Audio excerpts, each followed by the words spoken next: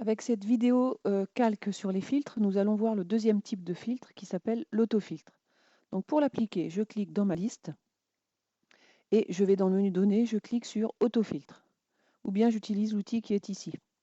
Alors qu'est-ce qui se passe? En haut de chaque colonne, j'ai un nouveau bouton qui apparaît ici, à droite du nom du champ. Et sur ce bouton, j'ai une flèche. Donc si je clique sur la flèche ici, j'ai accès à tout un tas de commandes. Donc déjà, je peux faire un tri, comme on l'a déjà vu avec les outils qui sont ici, c'est la même chose. J'ai accès au top puisque mes enregistrements sont tous affichés. Ici, je peux tout décocher en cliquant ici. Et du coup, mon filtre, il me permettrait d'aller chercher un réalisateur. Donc par exemple, moi, je sais que dans ma liste, j'ai des films, un ou plusieurs films de François Ozon.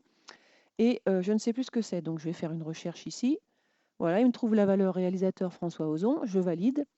Et donc, il me sauvegarde ce qu'il a trouvé comme film de François Ozon. Donc je n'en ai qu'un. Et j'obtiens mon résultat sur la feuille 2 parce que dans mon filtre standard, précédemment, j'avais sélectionné le fait de copier le résultat sur feuille 2. Si je reviens dans Vidéo,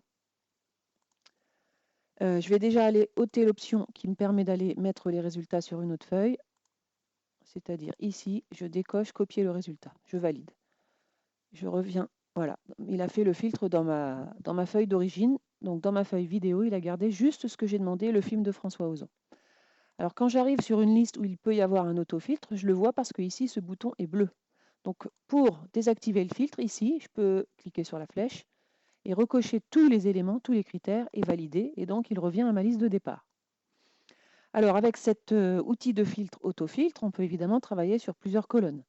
Par exemple, je vais décocher les années et reprendre les films les plus récents depuis 2010. Donc je coche jusqu'à 2010 en partant de la fin. Je valide. Et ça ne me suffit pas, je veux chercher des thrillers. Donc je vais aller dans genre et je vais décocher tout ce qui n'est pas thriller. Donc je peux décocher tout et ensuite recocher que ce que je veux, c'est-à-dire thriller. Et là, j'obtiens mon résultat. J'ai deux films qui ont moins de 10 ans et qui sont des thrillers, donc Capitaine Phillips et 96 heures. Voilà mon résultat. Pour réinitialiser le filtre, deux solutions. Soit je clique sur les boutons bleus et je coche tout, soit pour aller plus vite, je vais dans Données, plus de filtres, réinitialiser et j'obtiens ma liste de départ.